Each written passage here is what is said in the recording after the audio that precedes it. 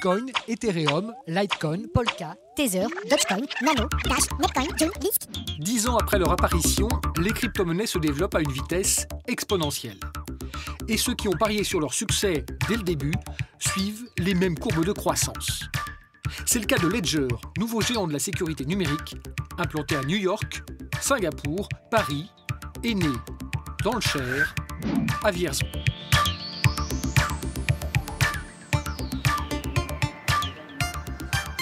Bonjour à tous, je m'appelle David Balland, j'ai 32 ans, je suis cofondateur de Ledger et actuellement directeur du site de Vierzon.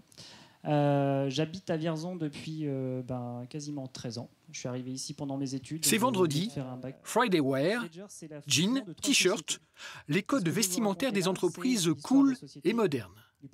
David Balland n'a pas besoin de costume pour impressionner ses interlocuteurs. Ces commerçants et entrepreneurs vierzonais savent qu'ils ont devant eux un acteur majeur de la nouvelle économie, disposé à leur expliquer dans une masterclass les secrets de sa réussite. Alors qu'est-ce que Bitcoin? C'est du cash. Vraiment, c'est liquide, en peer-to-peer, c'est-à-dire que vous échangez ce cash de monsieur A à monsieur B directement d'ordinateur à ordinateur. Il faut de solides notions en informatique pour comprendre dans le détail le fonctionnement des crypto-monnaies. Pas besoin de diplôme en revanche pour voir que la valeur du Bitcoin a augmenté de 70% entre janvier et février, ce qui incite déjà un commerçant de Vierzon à les accepter. Je pense que dans les années qui vont suivre, les crypto-monnaies ils vont prendre une part entière à notre société et du coup, les banques commencent à s'y intéresser aussi. Donc je pense que nous, on a été peut-être précurseurs en acceptant ce moyen de paiement. Mais du coup, dans l'avenir, à mon avis, presque tout le monde va l'accepter. On peut aujourd'hui payer son canapé à Vierzon en Bitcoin, c'est une étape. Mais ce qui affole les marchés en ce début d'année, c'est surtout l'annonce du groupe Tesla, fondé par le milliardaire Elon Musk. Hier, effectivement, Tesla a annoncé qu'ils avaient investi 1,5 milliard de dollars dans le Bitcoin, tout simplement sous la forme de réserve, pour protéger une partie de leur patrimoine. Et bien, ce matin, on l'a ressenti, puisque durant la nuit, nos ventes ont quasiment doublé. Donc le travail aujourd'hui est le double de ce qui était attendu. La clé du succès de Ledger, c'est justement une sorte de clé USB équipée d'une carte à puce et d'un code secret qui en font un coffre-fort numérique infaillible. Il permet de mettre en sécurité tous les types de crypto-monnaies. 2,5 millions d'exemplaires ont été vendus depuis la création du groupe et les prévisionnels sont régulièrement dépassés. C'est des niveaux qu'on n'a jamais vus. Ah non, c'est bien. En fait, c'est des Black Friday tous les jours. Oui, c'est ça, on est au niveau de Black Friday. Associé dans l'affaire dès ses débuts, Éric Larchevêque a laissé la direction du site de Vierzon à David Balland, mais il vient régulièrement à l'usine, en voisin, depuis sa propriété de Sologne, pour surveiller l'évolution de ses actifs. Oui, ça va être n'importe quoi en ce moment. C'est un truc de fou. Ce matin, 14 000 commandes shippées et il est même pas encore. Investir au bon moment et au bon endroit, c'est une tradition chez les Larchevêque, puisque sa famille a longtemps possédé une grande fabrique de porcelaine, à l'époque où cette industrie faisait les beaux jours de Vierzon. J'ai passé mon enfance à Vierzon, j'étais à l'école à Vierzon, et ensuite je suis allé à Paris. Et j'avais oublié, on va dire, Vierzon, puisque je faisais mes affaires. Pourquoi est-ce qu'on a décidé d'y rester et de s'y implanter de façon aussi importante? C'est parce qu'on avait besoin d'avoir une activité vraiment production logistique, quelque chose plus, on va dire, d'industriel. Donc on ne pouvait certainement pas faire ça à Paris, ça n'avait aucun sens. Et Vierzon était idéalement placé pour le faire, puisque d'un point de vue logistique, on est au cœur de tout. Il y a de la place. Je ne sais pas si je t'avais dit, mais on est numéro 1 en volume France, États-Unis chez DHL. On est le client numéro 1. Et là, ils vont ouvrir un hub à Roissy. On fait partie des 5 clients principaux sur ce hub. On va faire du Vierzon New York en 24 heures. Vierzon New York en 24 heures. Ouais. Ça, c'est incroyable. Pour répondre au boom des commandes, Ledger recrute régulièrement. Ils seront bientôt une soixantaine de salariés à Vierzon et 250 sur l'ensemble des sites. Et des emplois sont aussi créés chez les sous-traitants. Cette machine qui permet d'emballer les colis a été conçue sur mesure à quelques kilomètres de là chez JBI, entreprise spécialisée dans la robotique qui avant travaillait surtout pour l'automobile et la défense. Aujourd'hui, on leur fournit des machines spéciales, donc personnalisées à leurs besoins. On a déjà fourni 2, ça c'est la deuxième. Après, le but c'est de leur fournir toute une ligne de production. Si c'est leur but de produire localement toute la partie électronique.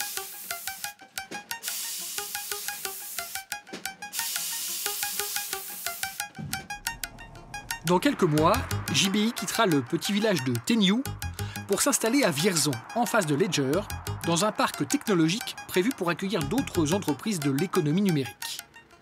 Et leurs futurs salariés sont déjà en formation dans cette école, ouverte en septembre dernier et calibrée pour recevoir 500 élèves qui apprendront à concevoir des logiciels.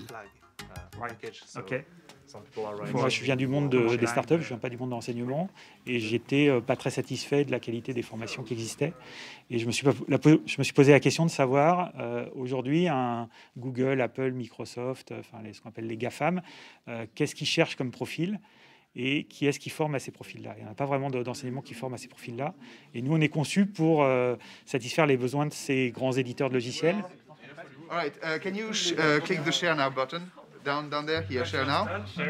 Yes. Après 5 années d'études intégralement en anglais, ces élèves seront opérationnels pour intégrer les géants de la tech à l'autre bout du monde comme au bout de la rue. Signe que quelque chose est en train de changer dans le paysage économique vierzonais, c'est sans doute la ville de la région où on croise le plus de Tesla. David Balland en a une, Éric Larchevêque en a une, la femme d'Éric Larchevêque en a une. Moi, j'en ai 2. Alors, moi, j'habite pas Vierzon, mais bon. Donc, oui, sûrement. Il y a notre assureur qu'on a acheté une depuis.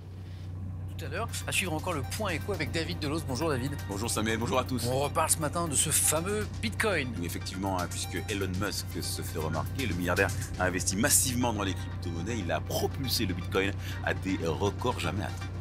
Le numérique, c'est un peu le renouveau de Vierzon, c'est la revanche des villes moyennes, avec des entreprises comme Ledger, qui sont des quasi-licornes, c'est-à-dire des entreprises valorisées à plus d'1 milliard de dollars, qui sont implantées à Vierzon parce qu'elles ont trouvé aussi à Vierzon un accueil favorable et un écosystème propice à ça, quoi. À l'époque où ces ingénieurs travaillaient sur un projet lié à la musique en ligne, avec un chiffre d'affaires très modeste, les futurs créateurs de Ledger ont été accueillis dans le centre d'innovation de la ville. Quand ils se sont orientés ensuite vers le secteur beaucoup plus rentable des crypto-monnaies, Vierzon en a logiquement profité. Ledger s'est installé avec un certain nombre d'emplois, avec une production aujourd'hui qui concerne le monde entier, puisqu'ils envoient dans, je ne sais plus, 150 ou 160 pays différents leurs produits. Et puis, ça donne à Vierzon une visibilité comme la petite Silicon Valley de la région centre, puisque vous voyez, le premier campus numérique qui va être labellisé, y compris par l'Éducation nationale, sera à Vierzon. Et donc, pour nous, c'est quelque chose de très important. Ville industrielle, puis ville sinistrée par la fermeture de ses usines, Vierzon, qui a élu et réélu un maire communiste, a paradoxalement l'occasion de rebondir grâce à des monnaies numériques conçues pour échapper au contrôle des États, et grâce à la spéculation financière. Nous, on n'encourage rien. Ici, il ne se crée pas de crypto-monnaie à Ledger. Ledger ne fait que la sécurisation des crypto-monnaies, ce qui n'est pas tout à fait la même chose. Et après, le travail de Ledger, je pense à terme, sera la sécurisation de toutes les transactions de données. Donc je crois que Ledger fera le pas qu'il faudra faire. Après, vous savez, quant aux crypto-monnaies, si Ledger n'était pas à Vierzon, il serait peut-être juste à côté, donc autant les avoir à Vierzon. Comme la courbe du Bitcoin, passée en quelques mois de 8 000 à 50 000 $, les effectifs des entreprises dépendant des crypto-monnaies connaissent une croissance continue. Et si la spéculation financière était créatrice d'emplois? C'est le revers de la médaille, vu du côté le plus clinquant. Au-dessus de 50 000 €, on peut organiser un rendez-vous. Vous voulez investir dans les crypto-monnaies et vous ne savez pas comment faire? Pas de problème, les actionnaires de Ledger ont pensé à tout. Il y a quelques années, ils ont aussi créé une société de conseil financier. Ses effectifs ont doublé ces 6 derniers mois et elle aurait attiré plus de 40 000 clients en 2020. En 2016-2017, on était encore sur une clientèle beaucoup de particuliers, plutôt geeks, plutôt jeunes. Et depuis 3-4 ans, la structure change complètement. On a de plus en plus d'entreprises qui souhaitent placer de la trésorerie ou faire des investissements en Bitcoin notamment. Et puis des particuliers qui sont plutôt sur une logique de construction et de diversification patrimoniale. Donc des personnes plus âgées avec un fort patrimoine qui souhaitent profiter de la performance des cryptos et qui viennent diversifier 5-10% de leur capital en Bitcoin et Ethereum par exemple. Maintenant, je vais avoir accès donc à mon portefeuille. C'est ça, dans la globalité. Voilà. Je peux faire des opérations, achat et vente, ça, à partir de mon ordinateur. Directement depuis la plateforme CoinHouse. Vous pouvez faire ça directement, les opérations d'achat et vente. Et sur le Ledger, si vous souhaitez switcher ou faire des arbitrages, vous pouvez me contacter et on réalisera le transfert directement sur la plateforme. Et à ce moment-là, on fera l'arbitrage. Plus les cours du Bitcoin augmentent, plus les acheteurs investissent dans ce qui semble être une bonne affaire. Et si la bulle un jour se dégonflait? Les économistes ne peuvent pas prédire l'avenir, mais ils constatent que les crypto-monnaies sont devenues, en cette période, comme l'or, des valeurs refuges. Même si paradoxalement ces monnaies se portent bien puisque leur prix augmente, le fait que leur prix augmente, paradoxalement, n'est peut-être pas un très bon signe sur ce qui est revendiqué, ce qui était revendiqué en tout cas à propos de ces monnaies, c'est-à-dire qu'elles soient des véritables monnaies. Puisque si leur prix augmente, cela veut dire que les gens spéculent dessus, s'en servent comme réserve de valeur, beaucoup plus que comme de l'argent qu'on utilise pour des transactions. Jusque-là, rien n'a freiné le développement du Bitcoin. Ni les critiques sur son mode de production très énergivore qui oblige de grands calculateurs à fonctionner 24 heures sur 24 et 7 jours sur 7 dans des hangars qu'il faut climatiser. Ni les questions sur la sécurité des placements. En 2020, des hackers ont réussi à pirater à Ledger 1 million de données clients qui ont ensuite reçu des mails de menaces, mais leur patrimoine n'a pas été mis en danger. Vu les chiffres de vente, la confiance semble toujours là et tous les espoirs sont permis. Le véritable objectif de Ledger, c'est de rentrer au CAC 40. Et pourquoi le CAC 40? C'est-à-dire on veut faire de Ledger un véritable champion industriel et technologique mondial. Donc les ambitions sont vraiment très très importantes. Et c'est pour ça que Ledger réinvestit absolument tout ce qu'elle peut gagner dans la recherche et développement, dans la création de nouveaux produits, dans la création de nouvelles technologies, parce que Ledger a vraiment pour ambition d'être un géant technologique mondial, si possible, pourquoi pas au même titre qu'un Google ou un Amazon. L'avenir du groupe dépendra de sa capacité à garder un temps d'avance sur la concurrence. Anticiper et réagir vite aux attentes du marché pour continuer à encaisser les bénéfices. Pour l'instant, Ledger joue et gagne.